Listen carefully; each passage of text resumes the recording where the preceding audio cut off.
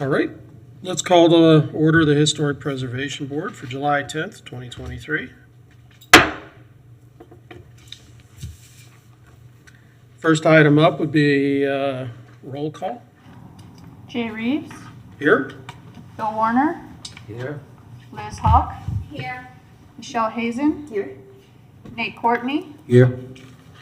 Phil Haight is excused. He has a jury duty conflict. Vivian Filer is excused. She had other meetings also transferred from last week to this week, July 4th. Bridget Murphy. You have quorum. All right. Next item up would be approval of the minutes for May 3rd, 2023. Move to approve. Second. All those in favor? Aye. Opposed? Okay, carried. Next item up would be public comment for an item that's not already on the agenda. Is there anyone? Okay. Well, the first thing we would want to do under public comment is Clarissa Carr is a recent PhD graduate from the University of Florida in historic preservation. Can I tell them how long it took? 10 years. 10 years. That is dedication and That commitment. is dedication. And we're so very, very proud of you. And she couldn't come to the May meeting when we were doing all of these, so I asked her to come to this one. And I think you'll especially enjoy it because her dissertation was about Harry Merritt, Yep. the local architect. And Patrick, do you have the, thank you. Right, I can Whenever you like, pull that down just a little bit. There you go. Sound better? Okay. Great. I'm gonna time myself. This is the short version, I promise you. So it took 10 years. I'm a 3-time UF grad and 3rd-generation Gainesville native, so this is a topic near and dear to my heart. And thank you all for allowing me to share my dissertation, More Than Meets the Eye, Layers of Significance in Architect Harry Klein Merritt Jr.'s Residential Designs. So, quietly prolific, Merritt designed many private residences, religious structures, and commercial properties. Where am I pointing? Sorry. Where am I supposed to Where, point? Patrick, where does she point this thing Over. at? There we go. Okay. With the majority completed in mid-century in North Central Florida, he represents a generation of modern architects who were educated at institutions such as the Harvard Graduate School of Design, and then went on to adapt a vernacular approach to incorporate local climate, building materials, and trades. Merritt went on to educate the next generation of architects through the University of Florida, encouraging students to also consider the environment and space.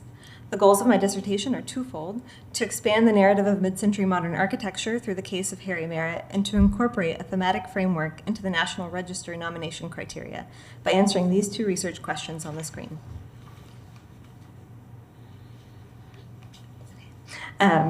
Brief timeline of Harry. He was born in North Carolina. In 1951, he received his Bachelor of Architecture from Clemson. He served in Korea, and then in 1955, he graduated from Harvard under Walter Gropius had recently stepped down, so under Joseph Sirk. At the suggestion of both architects Walter Gropius and Paul Rudolph, Merritt did not work for a firm where he would instantly be the best after graduation. Instead, he went to work for Gene Leedy, one of the founders of the Sarasota School of Architecture, where Leedy and Merritt were the only 2 men in the office, and Merritt drafted every project that came out of there. In 1958, Merritt started his own practice in Winter Haven and began to develop his own design philosophy, material palette, and sense of ethics in the profession. His design accomplishments would catch the attention of Dean Turbin Bannister at the University of Florida and result in Merritt moving to teach and practice in Gainesville in 1960. There, he and other new faculty educated in modern design principles would begin to change the curriculum and create the foundations for a design language that spans generations of architects. In Winter Haven, Gainesville, and across the nation, the post-World War II population was on the rise, with growth at the university and with tourism. Architects and builders worked up to keep with demand. Architects incorporated wartime technology, steel, glass, and electrical appliances to experiment with space and form. As such, the buildings that resulted failed to fit into neat stylistic categories and present the following challenges when preserving mid-century modern architecture. issues with style, expansive inventory, focusing on preserving the icons, changes in taste, and limited material authenticity. Mid-century modern is the first generation of buildings constructed after the passage of the National Historic Preservation Act of 1966 and has the most compressed time span between creation and protection. Some mid-century architects are still practicing, where their body of work cannot be assessed holistically for historical significance, and as discovered in the nomination of the Wild Cassisi House here in Gainesville, the National Register does not often approve of places when the architect is still living, and even less when the architect is still practicing. The National Register reinforces a criteria for evaluation focused on stylistic architectural significance. Lesser-known mid-century architects who utilize design philosophy influenced by their education and experience combined with site-specific materials and vernacular design have a difficult time capturing the complete picture of significance when applying to the register. Using existing policy to implement a thematic approach to preservation, multiple property submissions, or MPS, have been an option on the National Register since 1977. Officially described in NR Bulletin 16B, an MPS provides the ability to identify themes, trends, and what is common and distinctive about a property type. The two parts that are necessary for an MPS are the cover, or multiple property documentation form, and at least one standalone nomination. The cover document provides a written record of historic context that describes a unifying thematic framework and associated property types that tie the historic context to those specific properties. With the prolific impact of Merritt's designs in Florida, Gainesville, Cedar Key, Crescent Beach area, and Ocala, throughout all of his work, it'd be beneficial to create a multiple property cover focused singularly on Merritt's work in Florida. By going beyond the sole application of tangible significance and incorporating design intent that's thematic framework applied to the National Register, a more inclusive picture of mid-century modern era can be captured and demonstrate the layers of significance in a structure.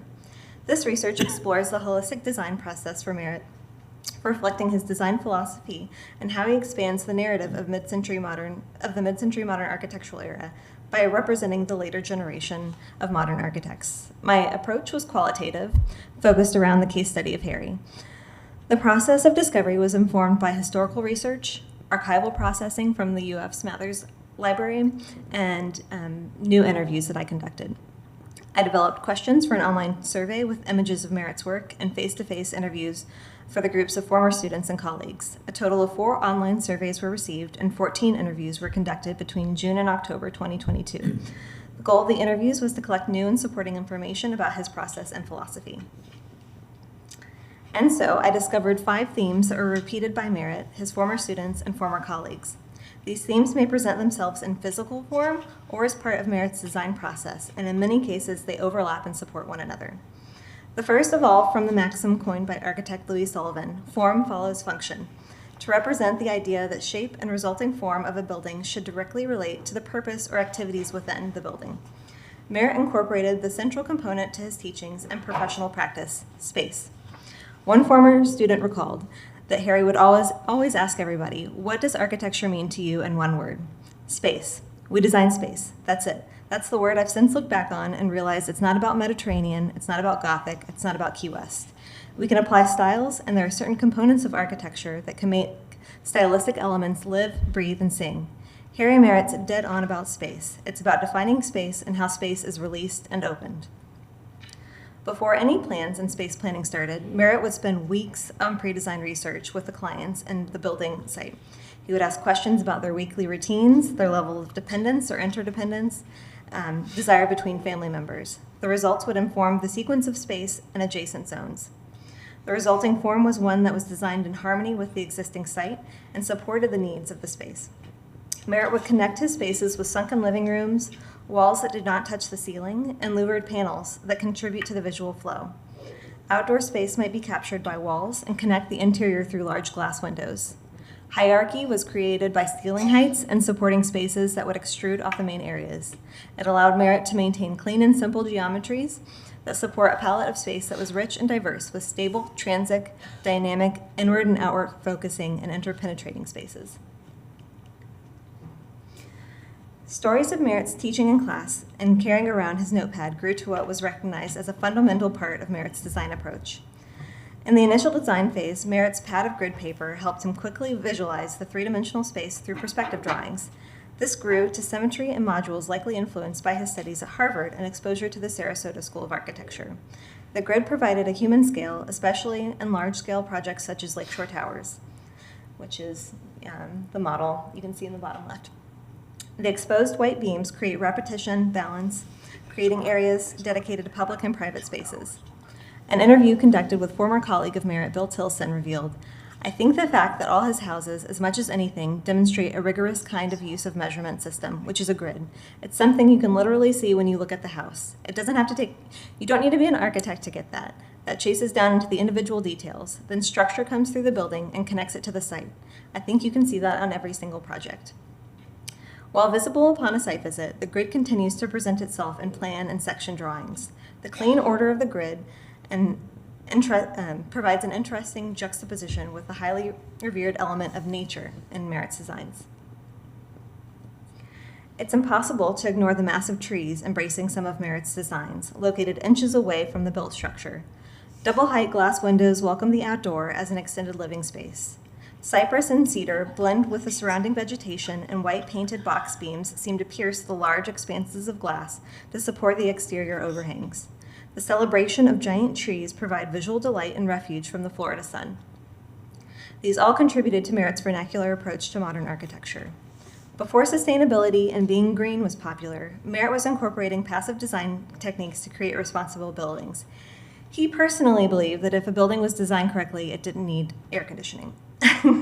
Although he was unable to convince his clients of such, he instead incorporated 40 operable windows in his own home on Noonan's Lake.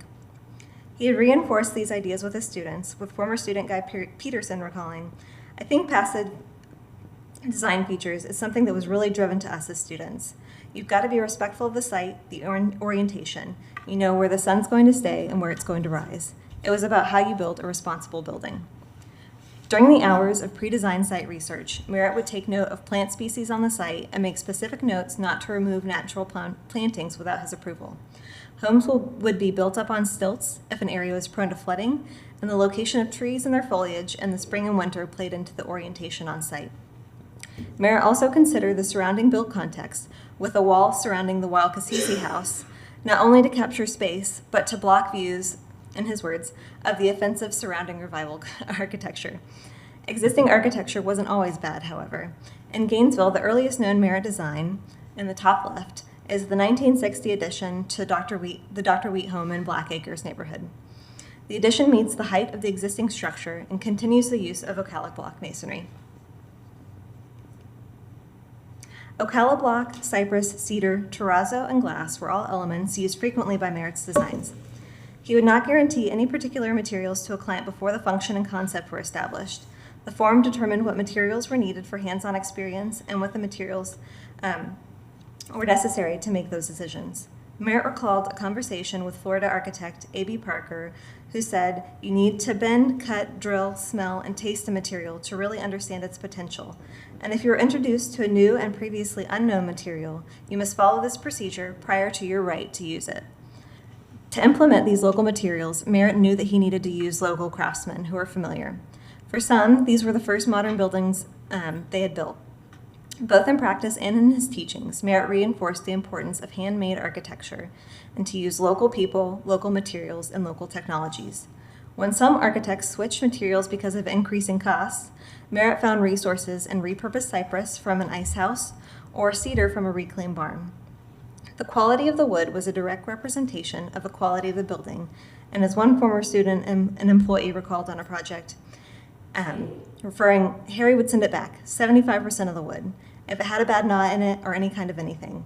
This was going to be exposed to the room, so we would go to these wood places and just rummage through tons of lumber before we'd find some that he would be satisfied with. The warmth of his material selection separated him from the strict Bauhaus teachings. To incorporate the limestone Ocala block, Merritt frequently used post and beam construction, allowing the walls to express his ideas rather than worrying about carrying the loads of the house. To span the long distances across a house, Merritt designed stress skin box beams. Less expensive than a continuous piece of lumber, the engineered pieces were painted white so as to not fool the inhabitant to thinking it was indeed one piece. This honesty in expression is the final theme and was influenced by his Catholic upbringing and time exposed to the Sarasota School of Architecture. Woven through the other themes, this can also be seen where the exterior of a building should inform you for what you see on the inside. Merritt likened space and form with a banana. When you peel a banana, you know what fruit to expect inside. The volume reflects the space it was designed for. If you see a space with a pitched roof, you should not have a flat ceiling inside. Never identifying with a style, Merritt's philosophy guided him throughout his career, where he said, "I'm a modern architect, and even though I respect the work of architects of the past, whose designs made the honest effort to reflect the technologies, economies, and the ethnic skills of the workmen of the day, I have little respect for the copies of traditional architecture with aluminum siding and a modern interior. I believe that architecture should reflect the time in which it was built, and as good and honest architecture did in the past. If a building was designed honestly, then beauty and timelessness would follow." While also informing his thematic analysis, the interviews conducted with former students and colleagues asked their thoughts on Merritt's work as historic. The consensus was positive, noting that Merritt's designs offer a visual legacy and represent an important part of the region's history. The outcomes of this research have provided insight into the case of Merritt as an example of the underrepresented mid-century modern vernacular architect. By analyzing the impact Merritt made on this built environment through his residential designs, this dissertation has also shown the entire design process can be interpreted thematically as a means of identifying the layers of significance for nomination to the National Register through a multiple property submission. Future research to create the multiple property submission could capture Merritt's commercial, religious, and other buildings as well to provide a complete picture of his career. Thank you.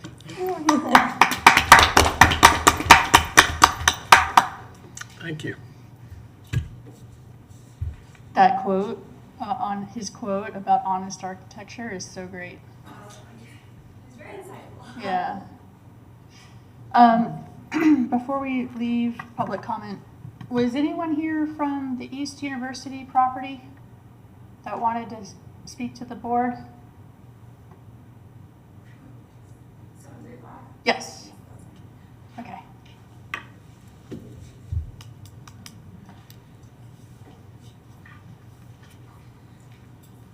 Hi. Sorry, I'm coming off a cold, so I've lost my voice. My name is Kristen Thompson. I have been working on the property at 735 East University Avenue. I don't know if y'all recall that one, but first, I wanted to say we're kind of just as frustrated probably as you guys. To start with that, because we hired. Can I introduce it for them? Oh, So just in case they don't remember it, this is the one on East University where the contractor came the last time to speak to you, and they are no longer working with those contractors. And this is the one where the porch is going to have to be redone and the windows opened back up. Yep. And I know they have been quite a lot in contact with staff because we're just trying to help them find people who can do this work. Okay. Yeah. Go So ahead. I know that our original intent was to keep the columns. When we were working with the contractor, he had said that they were basically rotted out, the porch was going to fall in, like all this crazy stuff. He was aware that, the historic committee was approval was required. And, part of it, I do blame myself because I was busy with, I was in nursing school at the time. So I was not focused on that house, and we kind of trusted him. So that was part of the problem. But what we are trying to do is we're trying to find someone that can do the columns, and then we had a couple of ideas for the bathroom or the windows that were covered over, which that was never supposed to be that way anyway. But we were looking at the idea of taking off that shaker and putting tint on the windows, like blackout tint, so it would still look like a window. But I'm not, again, these are all things that we were just toying with ideas, but we don't know what would be the process of if that would be okay. And then we're also looking at like, I don't even know, honestly, with the columns, I don't even know where to start, because like you can't, like, I can't go and get them and replicate them, so I don't know what to even do there. But I think I'm not sure, we were speaking to someone, maybe it was Kathleen, I'm not sure, about recommendations for contractors that could build those and kind of go off of pictures and stuff. So, but that's just taking a long time. I've been calling around. So we were looking for to get an extension. I'm not even sure what our deadline was, but we were looking to get an extension on this, and basically to say, hey, we're trying, we're working on it, but we're also probably we're looking at like legal issues with the contractor and stuff to figure that part out. Yes, Bill. You're referring to the contractor as him, but the person before us and that did come before us represented herself as the contractor. It's a husband-wife team. Yeah. Husband and wife team, yeah. Yeah. Yeah.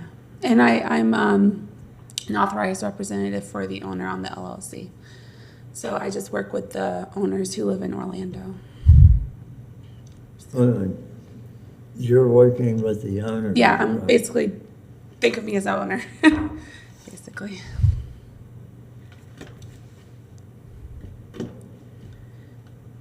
So, who are you really? I'm not sure what you're really asking, or She would like 60 more days. Yeah, at Because least. we had, Right, we yeah, had I given mean- her, a very finite. yeah, it was, Yeah, yes, 60 or 90 days Yeah. to to undo the mess that was made. So. Yes. Did the, because the property was for sale, correct? Yeah, we Still for took it sale? out. It's not for sale. Off the market right Yeah, now? we took it off. Okay, so it's gonna get remedied before. Yeah, yeah. Have you looked onto eBay perhaps? Sometimes that can be a resource for architectural things. Question, if I recall correctly, Ricardo said it had been sold. No, it has. Oh, no. We bought it from Ricardo. Ricardo was the previous realtor, and we bought it from him. Well, he didn't own it. No, we bought it from, he was the realtor, yeah. Okay, so you bought it and then made these alterations Yeah. without any permit, right? So the intent was that we weren't making any changes to the exterior of the house except for the original intent was just the paint, which I had dealt with Kathleen. That was our original intent, was to only do that. And then the GC came to us and said, hey, this porch is like falling apart. It's like termite infested. It's gonna, cave in on itself, basically scared us. And we're like, okay, well, we'll do it. And I told him that we have to get historic approval for this. And then we also have to, anything that's on the outside has to be approved by the historic committee, because I'd already been through that with the paint and the roof when we had replaced it. So, again, he just did it.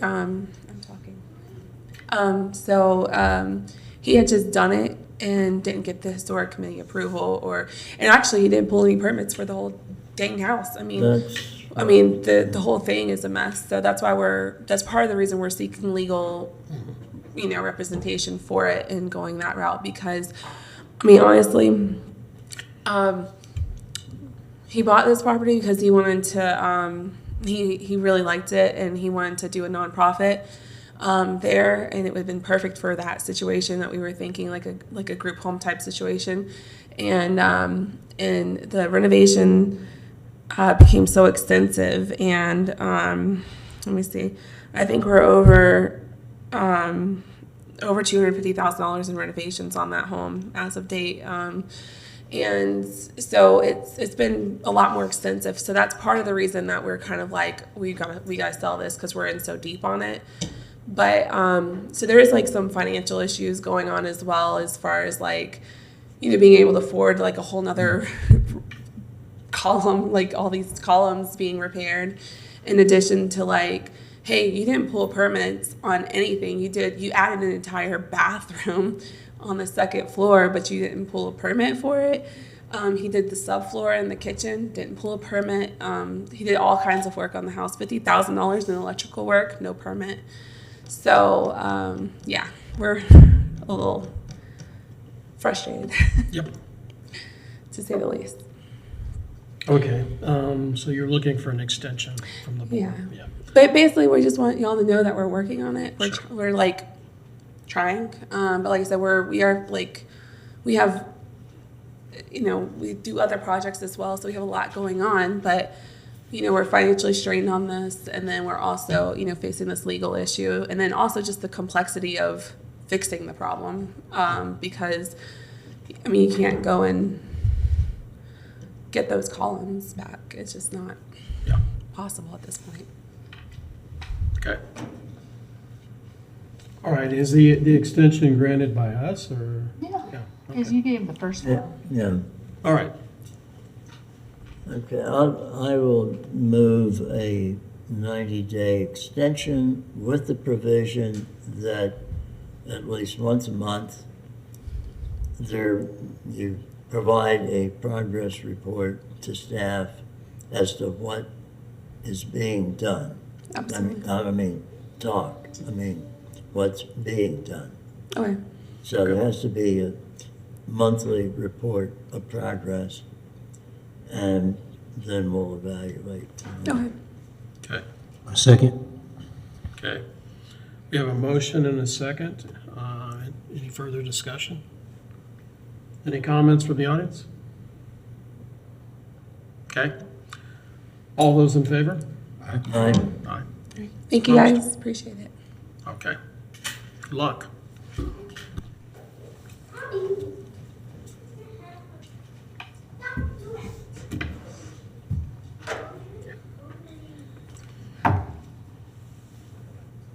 Okay, that brings us to the public hearing portion of the meeting. If you are going to be speaking on behalf of any of these this public hearing item, including you, can you stand and raise your right hand? Do you, wait. Okay, I'm sorry. Do you affirm that the testimony you're about to give to the board today is the truth, the whole truth, and nothing but the truth? I do, ma'am. Okay, Thank you. you're welcome. All right. I'm going to give the staff report first, so you're okay. All right, this is public hearing 1. Petition, it's your only public hearing for tonight. Mhm. Petition COA 23-000-034. This is in the Pleasant Street Historic District at 506 Northwest 1st Street.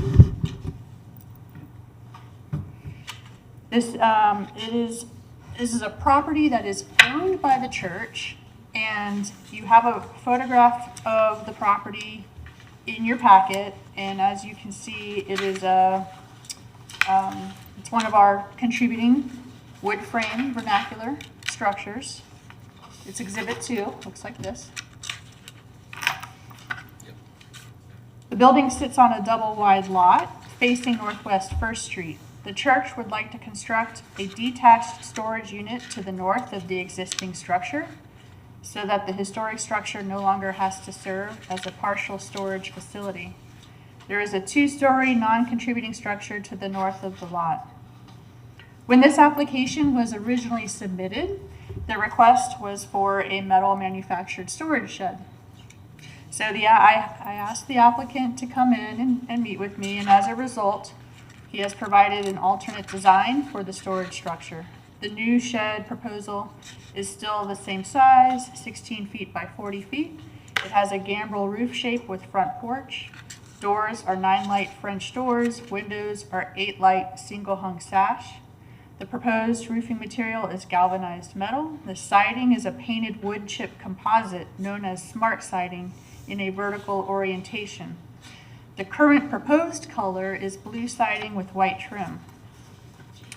Our Secretary of the Interior standards that are applicable in this situation is standard number 9, which talks about new additions or related new construction. and that new construction shall not destroy historic materials that characterize the property. New work shall be differentiated from the old and shall be compatible with the massing size, scale, and architectural features to protect the historic integrity of the property and its environment.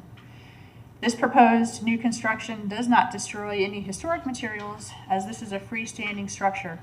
It will sit between a one-story contributing structure and a two-story non-contributing structure. The shed will be compatible with massing, size, scale of the other buildings in the immediate vicinity. This structure could theoretically be removed in the future without any damage or impact to existing historic fabric. Staff's evaluation. Nelson's Buildings is the company that is providing the shed. I have reached out to them. They have confirmed that they do have the ability to do a horizontal siding instead of vertical. A horizontal siding would be more appropriate to be compatible with the neighboring historic structures, and most of the wood frame buildings within this district do not have a vertical siding. It would be more appropriate to have the color choices switched, with the bolder blue color being trim and a lighter color being used for siding. Because our guidelines don't really give me a color palette to work with, I've left that option up to you. I didn't make it already a condition, but that's something you can discuss. So my recommendation is that application COA 23-00034 be approved with the following conditions. Condition 1, the siding shall be horizontal in orientation. That's the staff report. Okay. Do you have anything you'd like to add to the report? No, I better not, because, well, let me say this then. Since she had said the size of the site, what we had intended in the beginning was to put the milk shed there. And I noticed in the neighborhood there are some milk sheds there, but probably not on Front Street, you know. She said that I could be able to, Nelson said that I could be able to raise it 12 inches off the ground. That was a problem because normally they sit flat on the ground, and that was a problem there. I did not like that myself. So we're gonna do 16 inches off the ground. That's with a two-step. Front porch, 16 wide, 40 deep.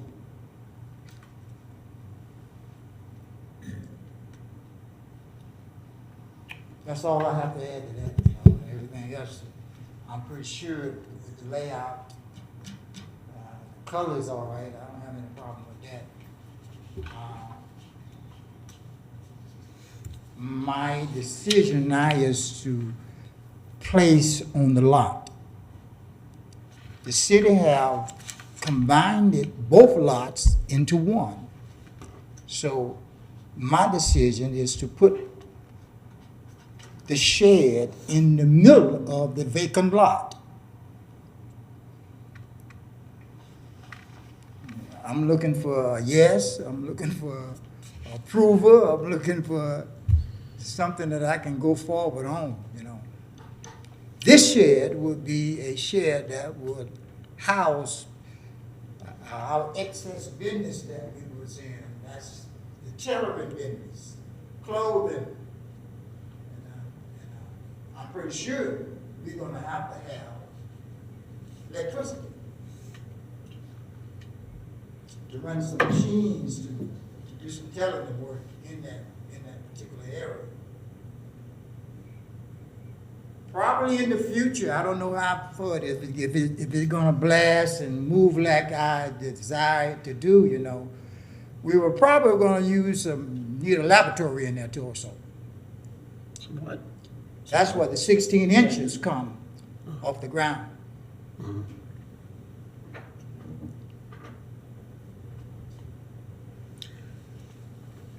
Oh, okay. Well, to me, that is kind of a situation because, I'm waiting to hear something, you know. okay. It's like, you know, you just throw me out. No. We're nicer than that. No, because this is being reviewed as a storage shed. But what you're just saying True. treats it as it would be an occupied building, which I'm not sure legally you can do that. Not that that's our issue. That's not our issue. Okay, But- yeah, but that's the minute- right, that's but- right, that's right. That's not our issue, that's. That's not our issue. That is the building code's issue and the permit and all Well, that that. is the plan, you know what I mean, trying to fool nobody and try to do something undercover. No, That is the plan that we're trying to do, whether we do it with a shed or whether we do it with an actual building itself. yeah. We're gonna do that on that particular site. I would advise you to talk to the building department and find out. Yeah, because that is not our, you know, And that's, so in other words, we have y'all approval. we are going, Historical is giving us the approval to go forward with what we just said tonight. no, No. no. We did not give you our approval yet. Okay, because. We're working on it. Because of what I said. No, because if you are talking about an occupied building, then that puts this in a whole different level of review. Then it is going to be considered a permanent building on site. If it's being considered as a temporary storage building, that's a whole different story. So can I just? Yes, interject? So this application came to me with the assumption, so as I understood it, the existing historic building that's there, it's a duplex, It's a duplex. and half of it's being rented, and half of No it, ma'am, no ma'am, no ma'am. and half of it is used as Half of it's storage? being slowly restored. The other half is being just storage for the same stuff Right. that we're trying to do now. So staff was under the impression that they wanted to move the storage out to Yeah. be able to use the the building. building as habitable space. Right. And that is what this staff report is based Now- on, a storage shed, Right. not No. potential Right, because if this is, actual building with a if this bathroom. is based on a longer-term building that could be occupied, then that's a whole different review. Occupied for, as you know, what, in and out? Well, that's what sheds are due for anyway. You're in and out of them anyway, and that's right. You got But you're talking storage. about adding Yeah, you're talking power. about offered to the public? That's what you're trying to say now? Well, working out of it. We'll be working out of it for sure. We have about maybe 5, 6, maybe 10 customers still that's hanging on to the teller business, you know. And they probably be working, they probably have clothes that they wanted to do. They probably have some things that they Yeah. display, you know.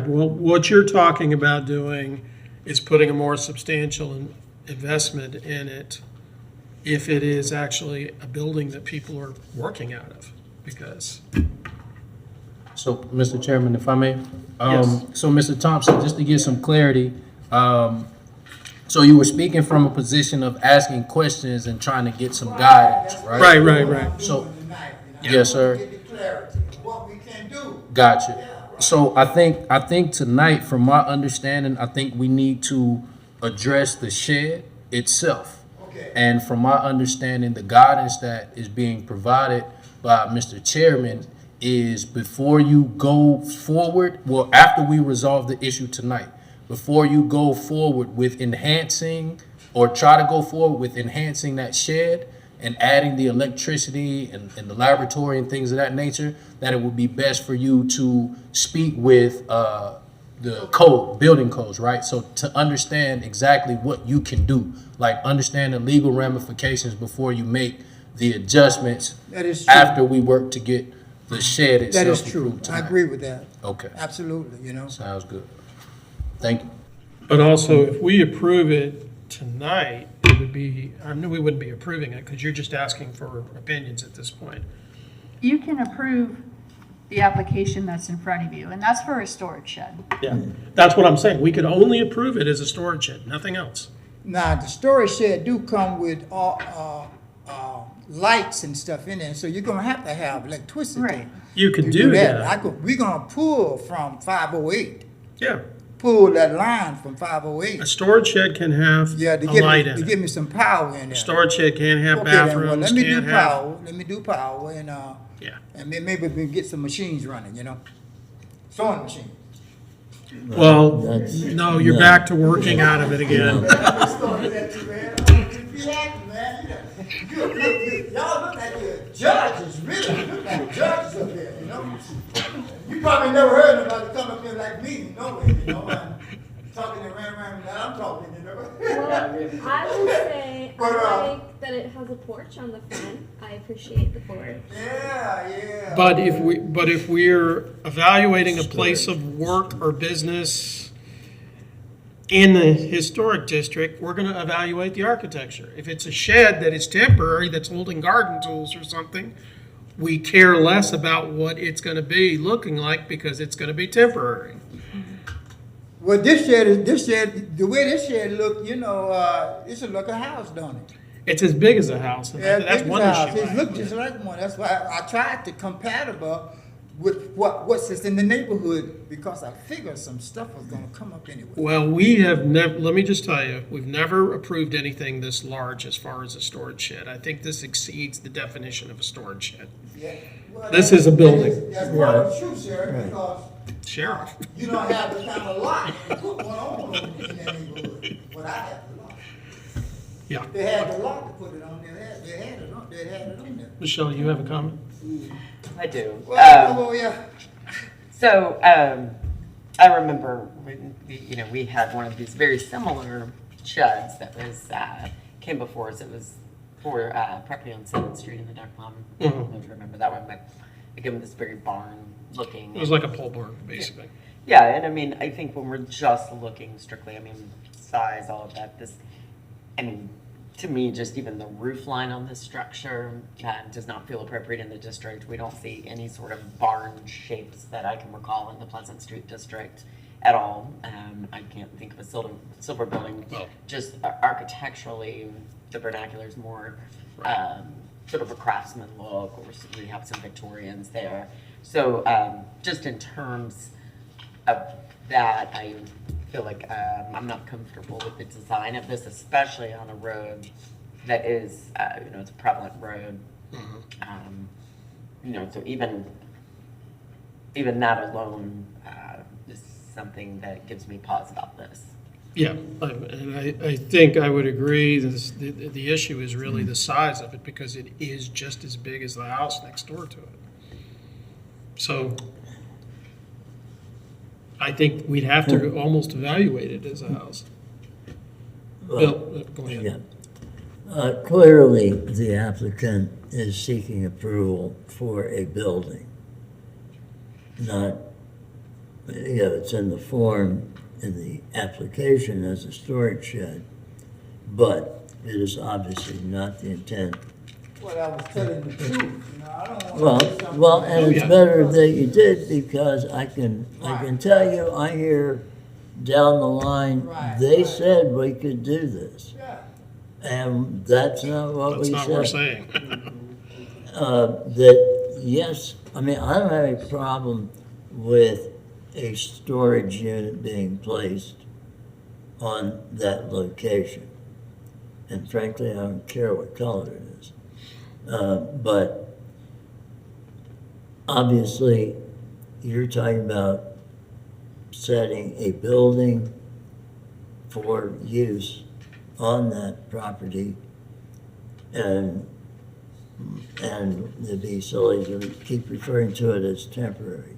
Yeah. So, Well, the reality of it is, the investment to put it there, it's gonna be permanent. yes. And So- therefore, we would have to look at it as a permanent structure, I believe. So, Possibility, it may be permanent. I don't know how long, the Knox gonna let me stay, so it may be permanent, I don't know. Yeah. Somebody else may take it up, I don't know. So quick At that question. size, I don't see that happening. I'm sorry. I know. Sorry. Nate?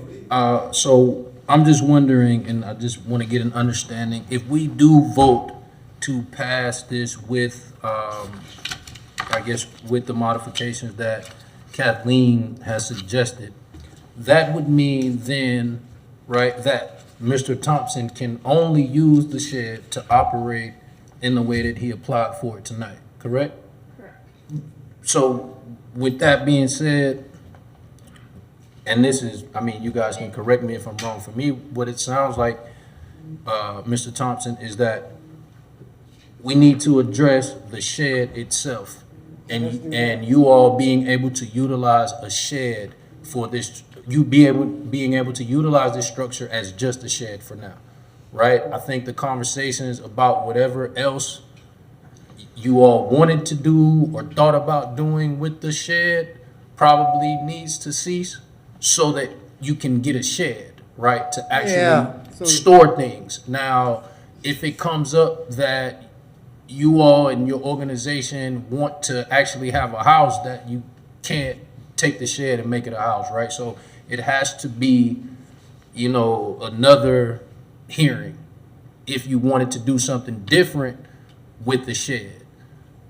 Does that make sense? So I'm thinking like we just need a shed on this property, right? And we need to just utilize it as a shed because you probably had a shed and now it seems like, I don't know, we may have to come back and have another discussion, right? So I think What you're looking for, I just have some, I have just a couple of questions about the shed as a shed. Like, let's say we're just looking at it as a shed. Would you, A, be willing to make it smaller, like maybe half the size of the house and not the full size? And B, do you know if they offer any different roof styles so it doesn't look like a barn, so it fits more? Because I think as a shed, if it were smaller and the roof style fit the neighborhood, it wouldn't be as overwhelming as a storage unit. It would read a little bit better as a storage unit. Because, you know, I like the porch, I like the doors, I like the windows, I like the color. It's just, it's very big. So if we could make it smaller and change the roof, I think it would be a workable shed, but nothing else. to be honest, I don't know how much even that, right? Like, so Michelle brought up the size and Jay spoke on it, but I don't know if we would be having a conversation about size if we didn't previously have a conversation about alternate uses for the shed, right? Like, even the way that it was potentially suggested for us to approve was with this size. I'm the one probably messed up. Yeah. Because I shared what the future gonna look like, I guess, you know. That's, Well, I was just speaking to Michelle's comments I'm not because happy to tell the truth, so, you know. Well, honesty is not a bad thing. Hold on, no, let me jump back in here.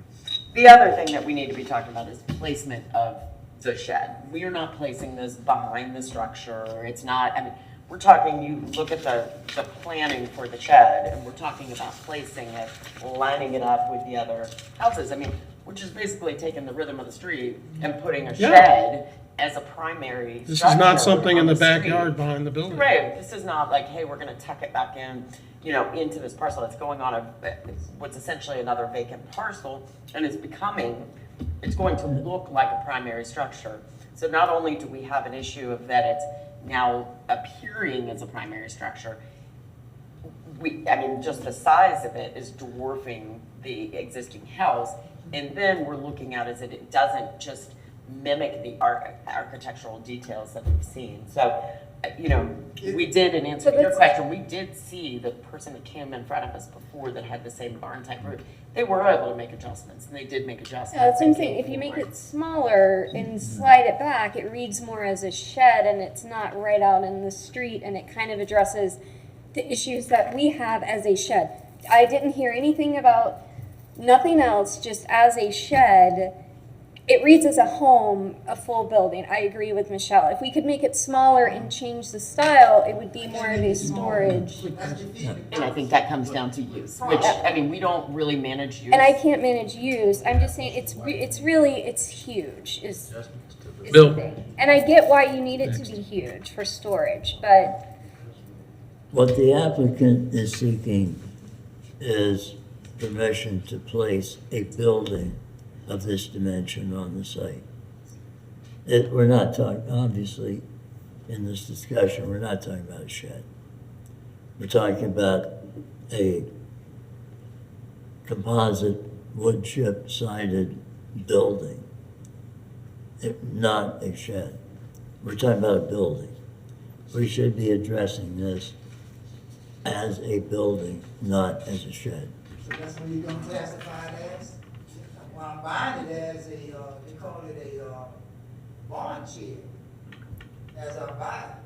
So we classify it now as a what, now you saying? Just a regular What Bill is saying. building, just a regular building? That's a, Talk in the microphone, say please. You please talk in the microphone, yes. Well, the scale of it it's a building. is a building in this neighborhood. That is the problem. This is not your typical lawnmower shed. So now it's a building now, so what's that gonna happen? That's delaying the going forward? Y'all still, I guess you're saying, undecided about approving of what really come at tonight? So, Mr. Thompson, maybe I think that you can work with us and maybe come back with it. Well, this is the I'm thing. not coming back. Well, Y'all, this y'all is know the- what I'm trying to do. Y'all see what I'm trying to Yeah, do in and the that- city. yeah, It don't exactly. got crazy in the Building. city now. Y'all So- see what people trying to do in the city.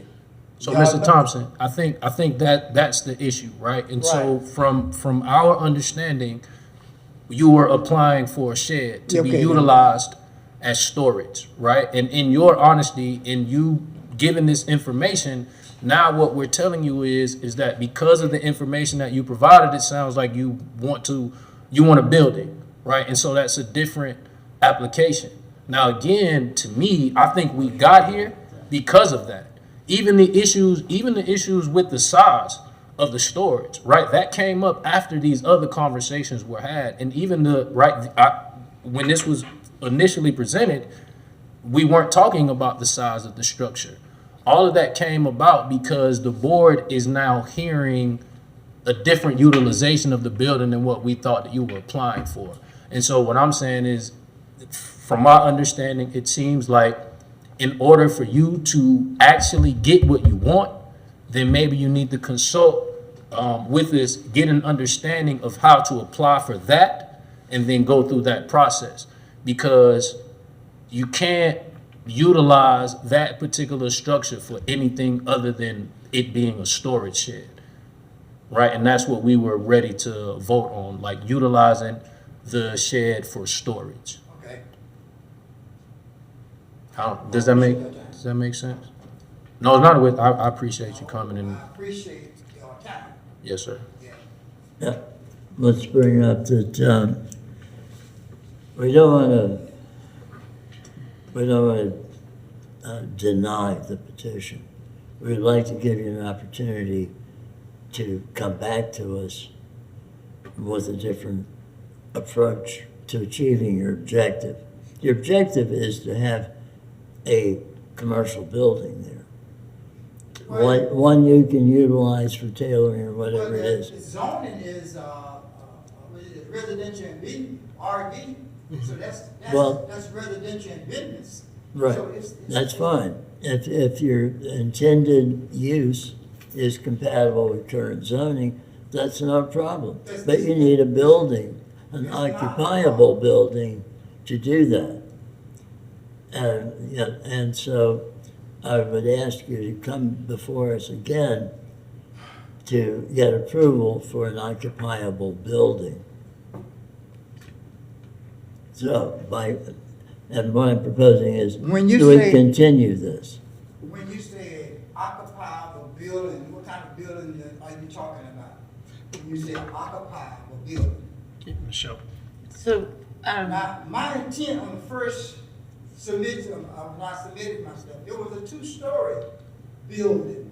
which you can build. Okay, so here's the thing, is But you that can't what? do in a shed. Well, so here's the thing. Let's just take the word shed, house, whatever. What you're wanting to do is you've got some land here, right, sir? You have some land. You have an intention to put a building on there, and I don't care what you use the building for, frankly, as long as the zoning allows it, great.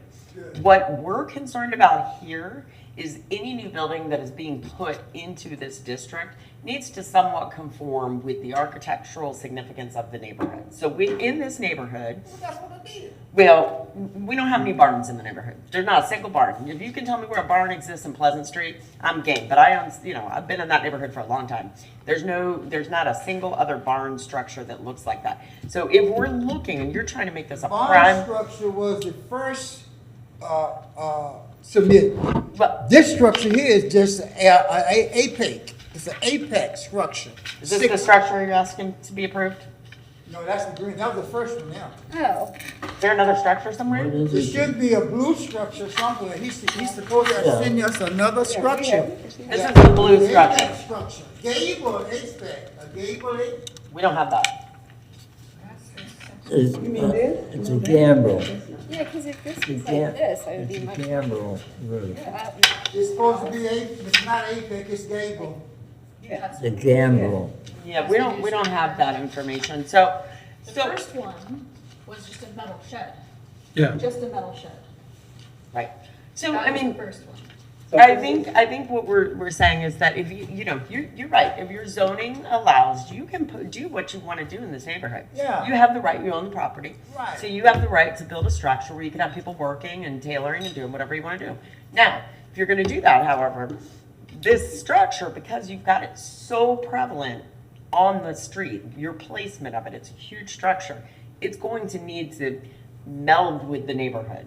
And we can give you advice on that of things we would say. So if I'm just looking at the design that we have in our packet here, things that I personally would want to see in a structure would be roof lines that are matching existing structures. We'd want to probably see it, like I said, lifted up off the ground. So, Right, that's it'd what want I- to be yeah, set back on, yeah. we'd want to see rhythm of the street. We'd want to see windows and doors.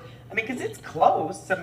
But because you're trying to get 2 stories in here and get the space that you No, the want. 2 stories was because, he couldn't do a gable in 2-story because it's a 2-part thing with being, you got to come in with the top. You could transport the whole thing Yeah. at times. Yeah, But 6. the gable was It's just too a short loft. to begin with. Gable with a loft, 60/40, you still can bring it on the truck. So that's fine. So I think that what's happening here is that either one, we don't have the correct information. So I think what Mr. Warner was offering is we can do a continuance for you versus a denial. So you can bring back a different structure. And if you're hearing what we're saying, that structure is going to have to be more appropriate for the neighborhood in terms of its architectural style, because the way that you're setting it on the street is as a primary building, not a shed that would maybe sit in the back and be a very small structure. This is a large building that may even be larger than the existing structure. And it's being put in a very prevalent location on the lot that you own. So, my thought is that if we're gonna revisit this, with a better design that's more in keeping. When you say, come back now, I know y'all meet every 30 days. So I gotta wait another 30 days before I can come back with another plan to get y'all approved for what I'm trying to do? Yes. That's maybe 90 days now, y'all don't cancel me out two times. August 1st is the next meeting. Oh, I hope I'm still here. How you too? Yes. Reverend Thompson, I just have to say this. When you come back, the idea is you're gonna come back with a structure, if it's gonna be used for a building, in that term. If you're coming back from shed, what we're saying is that it has to be a shed. And the only thing we can approve of is a shed that meets that criteria. Okay. Last but not least, what will you allow me to put there on that lot? Last but not least, what can I put there on that lot to do just what I want to do? I want to store, I want to house some clothes, I want to have 2 or 3 people coming in there. I guess if anybody needs some alteration done, they can get it done. Building. A building. That's what you said. That's what you say I Put need. it, building, yeah. Got it done. Okay. Yes, sir. All right. I'm gonna see y'all later on. Yeah? Yes, All sir. right. Okay. Wait, we have a motion I motion This to is all new to me. continue Really now, this is all new petition to me. COA 2334. Second. This is Okay. all new to me. We're gonna vote now to continue it. All those, we got that. Bill seconded. Liz did. All, I made the motion, Bill seconded. Bill's, Now, before y'all vote, let me put this in the hat too. When you say that building, it won't be a shed building. Now, the same people that build these sheds build other stuff too also. well, maybe they can do the building for They you, can do yes. the building. All right. But it's gonna Now, have, this building, when they come in, it's not gonna be in one piece. They're gonna come in, they're gonna build it on the ground. Right. that's fine. Okay, all right. That's- But that's keep what I'm in mind, it's gonna have to meet the guidelines, so it'll have to be reviewed as a building. Yeah. Just like you see on the street there now, that's what y'all looking for. Yeah, yeah. All right. Okay. I don't know why you're looking for that, because that's ugly. Those two-story houses down there, ugly. It should be single family dwelling in that neighborhood. Okay, Got all that junk down in there now. all right, thank you. I'm getting crazy now. All right, we still have to vote. Okay, come on and vote. Y'all come on and vote for it. All right, everyone in favor of the motion as stated? Aye. Opposed? Okay. And we didn't call for public comment. Oh, go for it. I'm finna put a house there, that's what I'm We- putting there. I got something for them. That's fine.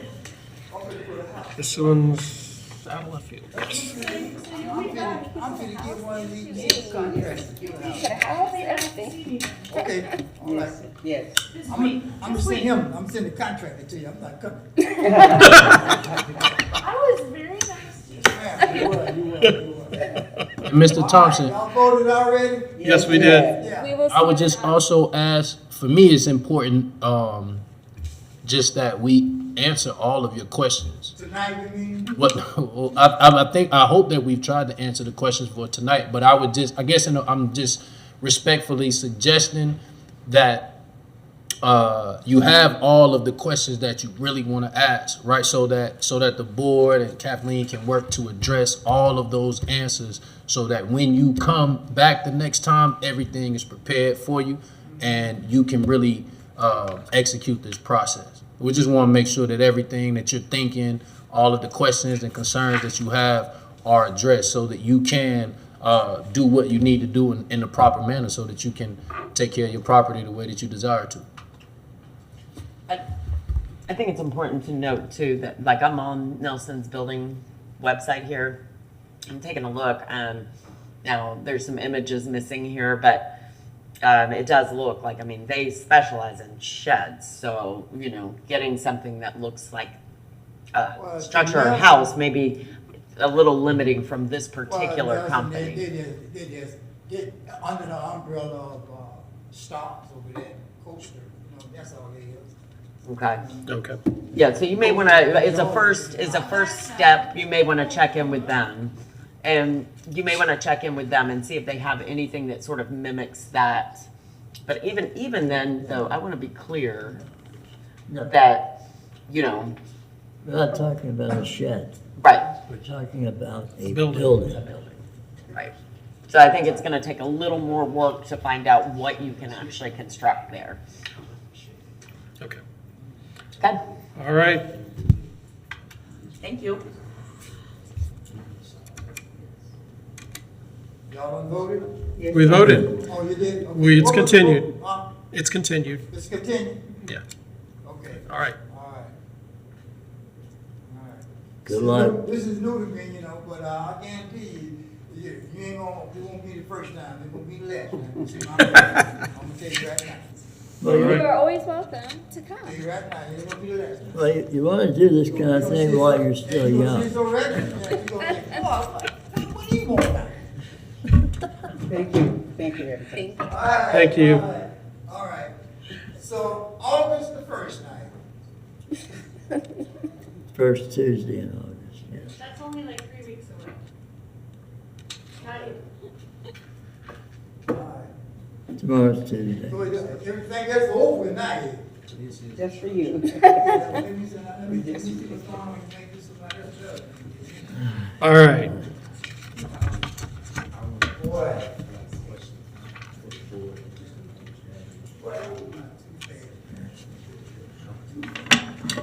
Okay, let's move along. That was our one item. Next is board business. None? Okay. Moving right along, member comments. Questions, concerns? Yeah, Okay. Yes, Bill. let me get another reading here on that, what East University project. The person before us tonight was representing somebody somewhere out there that's trying to get out of this mess. She is the legal representative of the owners who are in Orlando. She was not the one that came to. Is the owner's representative. Correct. So she was the one not monitoring the contractors that weren't pulling the permits. I don't know Or when she, something like- I wasn't involved with Yeah. that person the first time around. Okay. She's I believe that's Kristen Thomas. She's the realtor. Okay. Yeah, so she was maybe She overseeing the she process. was running an ad on YouTube for all this nifty stuff she did to the interior. And I'm not gonna have a whole lot of patience with dawdling on this and just saying, well, we're trying. You know, they spent $250,000 without a permit. They knew they were doing it. And, you know, Yeah, and one of my last conversations with her before this meeting was that I told her I would express to the board that you have been coming to staff and we've been trying to work through some of these issues, but that it's not the board's responsibility to find you a contractor. Nope. And I mean, as I was sitting here, just did a quick Google search, I mean, it's all kinds of columns you can purchase online. You can buy There's no columns. You know, I mean, shortage that of- just seems there's like, no shortage of material, there's no shortage of talent, and all we gotta do is do it. Yeah. So, Okay. no, I mean, So are you saying that? I would disagree with the part about no shortage of talent. Everybody's really busy, so I'm not They're- yeah, they're- 100% convinced on they that. can start looking In a at time penalties. frame. I mean, you know, And there that- there is a time crunch on labor right now. I mean, people. There are is, but you backed up. gotta start putting stuff in motion, Yeah. not just keep. Well, it'd be asking. nice, and I think, I think it was a good, check them in 30 days. I think it might be wise to say, okay, have you found your columns? I mean, it's not a hard thing to do. I mean, that is, the materials are accessible. Labor, okay, fine, but, have you purchased your materials? Do you have a receipt for that? Are we seeing that there's progress? What is your, opening the windows? Do you have the windows? What are you gonna do? I mean, because I see no problem with the idea of you replace the window. I mean, there's ways to do that. I mean, I know when I did my design, we did like a stained glass or something. I mean, you could do, something that has a layer where, you can't see What through what it. I heard this evening was there has been conversation since we gave them the time limit and nothing There's else. nothing else, yeah. Right. I'm done with the conversation. Well, other than exploring legal issues with the contractor, but that Well, that has they nothing to got do with themselves fixing in it, yeah. So, That's not- nothing to do not with so- fixing it. So were we asking, I'm loud. So we're asking her to come back to us, or go back to Kathleen? And, Uh, Just to report to Report to Kathleen, Kathleen. Once a month. not less than 1 month. and then in 3 So months? that at our meetings, we can have an update on the progress there. All right. I mean, some tangible progress, not conversation. Yep. Okay. All right, any additional member comment? One thing, is our membership with the Alliance current? Yes. Yeah, okay, I just wanted to check on It is. Okay. I will send out the membership number to all of you so that you can get into those resources online. Yeah, there are events coming up. There's I think next year, a National Alliance conference in West Palm. They do, we haven't had a camp in our area for some time now, but they're very worthwhile when they come up. Okay. I just want to thank Dr. Carr for coming and presenting her dissertation. And I also just want to note that, like, not only was she working on her dissertation these last 5 years, she was also basically running the historic preservation program at UF, like, as a research admin, and just doing so many great things. And we're really lucky in Gainesville to have your talent. I agree. So thanks for being here tonight. Thank you. Thank you. Okay, then that brings us to adjournment. We are adjourned.